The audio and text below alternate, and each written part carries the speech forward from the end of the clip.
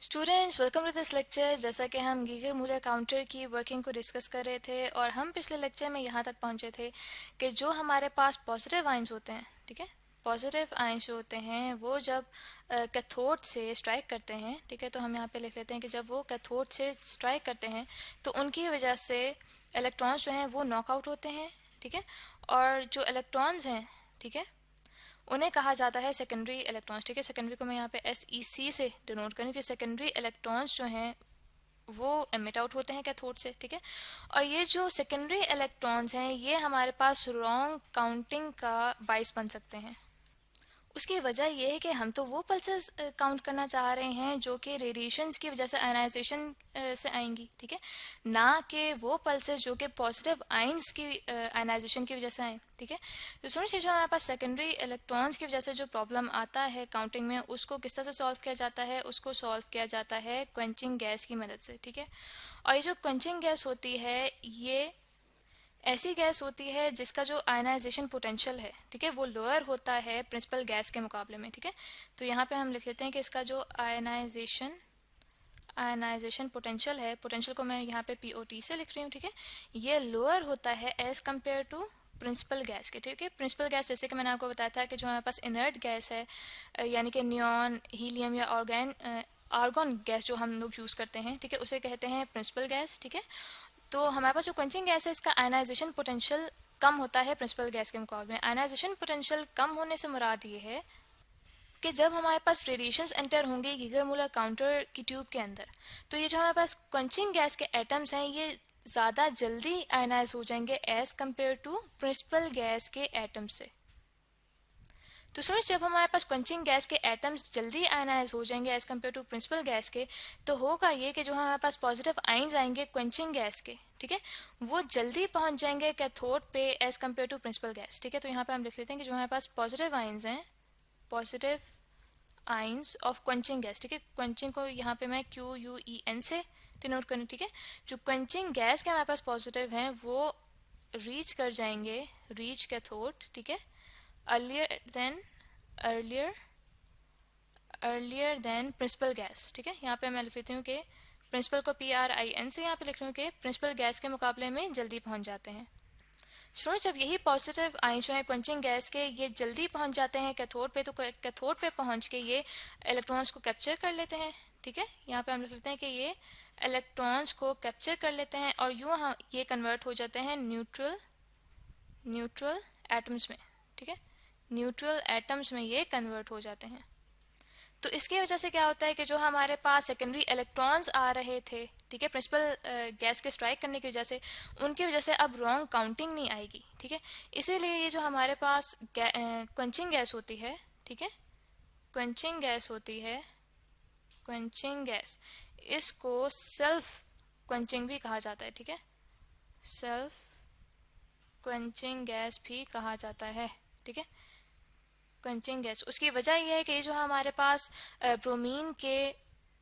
Ions थे ये electrons को कैप्चर करके एटम्स बन जाते हैं। तो सुनिए, ये जो हमने यहाँ पे काम लिया एक गैस के थ्रू क्वेंचिंग का, इसको इलेक्ट्रॉनिकली भी डील किया जाता है जिसे कहा जाता है इलेक्ट्रॉनिक क्वेंचिंग, ठीक है, इलेक्ट्रॉनिक क्वेंचिंग भी कहा जाता है, ठीक है। यानी कि इलेक्ट्रॉनिक क्वेंचिंग में हमें एक क्वेंचिंग गैस नहीं डालनी पड़ेगी गीगर मूलर काउंटर में, बल्कि इलेक्ट्रॉनिक क्वेंचिंग में यह होता है कि जो हमारे पास एनोड होता है उसे नेगेटिव वोल्टेज दिया जाता है कुछ देर के लिए, ठीक है, नेगेटिव वोल्टेज टू एनोड, थोड़ी देर के लिए एनोड को नेगेटिव वोल्टेज दिया जाता है। इससे क्या होता है कि जो हमारे पास एनोड और कैथोड के दरम्यान में इलेक्ट्रिक फील्ड है, ठीक है, वो कम होती है। जब वो कम हो जाती है तो जो हमारे पास इलेक्ट्रिक फील्ड की वो वैल्यू होती है जो कि आयनाइजेशन के लिए ज़रूरी होती है, ठीक है, यानी कि जब हमारे पास कोलिजन्स हों तो आयनाइजेशन हो, उसके वैल्यू के मुकाबले में जब हमारे पास इलेक्ट्रिक फील्ड कम हो जाती है तो हमारे पास जो पॉजिटिव आयंस होते हैं जब तक वो कैथोड पे जमा होंगे उतनी देर में जो सेकेंडरी पल्सेस हैं वो काउंट नहीं होंगी, ठीक है। इस तरह से जो हमारे पास इलेक्ट्रॉनिक क्वेंचिंग है वो सेकेंडरी इलेक्ट्रॉन्स की वजह से पल्सेस को काउंट नहीं होने देती। तो सुनिए, जो हमारे पास गीगर मूलर काउंटर है जिसको मैं यहाँ पे GMC से शो कर रही हूँ, ठीक है, गीगर मूलर काउंटर, ठीक है, इसको यूज़ किया जा सकता है मुख्तलिफ पार्टिकल्स की रेंज कैलकुलेट करने के लिए, ठीक है, या फिर उनकी जो पेनिट्रेशन पावर है, ठीक है, यूज टू मेजर, ठीक है, यूज टू मेजर या फिर एस्टिमेट लगाने के लिए कि उनकी जो पेनिट्रेशन पावर है, ठीक है, पेनिट्रेशन पावर से मुराद ये है कि वो कितनी रेंज रखते हैं, ठीक है, किसी मटेरियल में से, मैटर में से वो जब गुजर रही होंगी रेडिएशंस, तो उनकी पेनिट्रेशन पावर कितनी है, उनकी रेंज कितनी है, ठीक है। तो इसके लिए मुख्तलिफ मेटेलिक प्लेट्स जो हैं, ठीक है, मेटल प्लेट्स जो हैं वो इंसर्ट की जाती हैं गीगामूलर काउंटर में, ठीक है। यहाँ पे हम लिख लेते हैं मेटल प्लेट्स, ठीक है, मेटल प्लेट्स यहाँ पे डाली जाती हैं मुख्तलिफ विड्थ्स की, ठीक है, वेरिंग थिकनेस हम यहाँ पे लिख लेते हैं कि मुख्तलिफ मोटाई की जो प्लेट्स होती हैं, मेटल प्लेट्स, वो गीगामूलर काउंटर में रखी जाती हैं ताकि उसके थ्रू हमें मुख्तलिफ रेडिएशंस की जो पेनिट्रेशन पावर है या उनकी रेंज है वो पता चला सकते हैं हम गीगामूलर काउंटर के थ्रू। तो स्टूडेंट्स, ये जो हमारे पास गीगामूलर काउंटर होता है इसका कुछ ड्रॉबैक भी होता है। इसका ड्रॉबैक ये होता है कि जो हमारे पास गीगामूलर काउंटर होता है ये फास्ट काउंटिंग के लिए यूज़ नहीं किया जा सकता, ठीक है। फास्ट काउंटिंग से मुराद ये है कि जो हमारे पास रेडिएशंस एंटर हो रही हैं, ठीक है, वो अगर तेज़ी से आ रही हैं, ठीक है, यानी कि एक टाइम में ज़्यादा तेज़ी से हमारे पास पार्टिकल्स एंटर हो रहे हैं गीगामूलर काउंटर की ट्यूब में, तो उनकी काउंटिंग नहीं हो पाएगी, ठीक है। वो कैसे नहीं हो पाएगी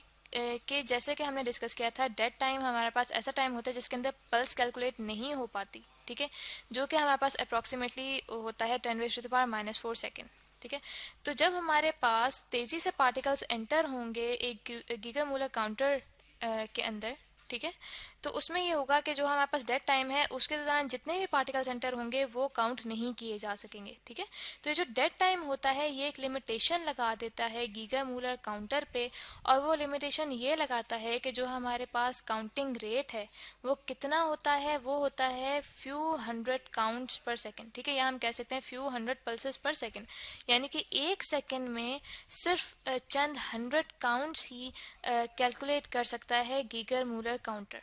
ठीक है। तो सुनिए, ये जो हमारे पास गीगामूलर काउंटर का ड्रॉबैक है कि वो फास्ट काउंटिंग नहीं कर पाता एक डेड टाइम की वजह से, ठीक है, जिस टाइम के दौरान जो पल्सेस हैं वो काउंट नहीं हो पाती, तो उसकी इसी वजह से एक और डिवाइस चूज़ किया जाता है जिसे कहा जाता है सॉलिड स्टेट डिटेक्टर। तो स्टूडेंट्स, जो सॉलिड स्टेट डिटेक्टर होता है उसका ये फ़ायदा होता है कि उसके अंदर कोई डेड टाइम का इशू नहीं होता, ठीक है। इसीलिए हमारे पास जितना भी फास्ट रेट हो पार्टिकल्स का एंटर होने का गीगामूलर काउंटर की ट्यूब में, तो जो हमारे पास सॉलिड स्टेट डिटेक्टर होता है वो इजीली काउंट कर लेता है उन पल्सेस को। तो यहाँ पे हम उस डिवाइस का नाम लिख लेते हैं कि जो हमारे पास सॉलिड स्टेट डिटेक्टर, ठीक है, सॉलिड स्टेट डिटेक्टर। तो ये वो डिवाइस है जो कि हम यूज़ करते हैं इस गीगामूलर ट्यूब की बजाय, ठीक है, कि जो हमारे पास डेड टाइम का इशू है वो ना हो। तो आई होप स्टूडेंट्स कि आपको लेक्चर यहाँ तक अच्छे से समझ आ गया होगा। इससे आगे हम डिस्कस करेंगे सॉलिड स्टेट डिटेक्टर को नेक्स्ट लेक्चर्स में।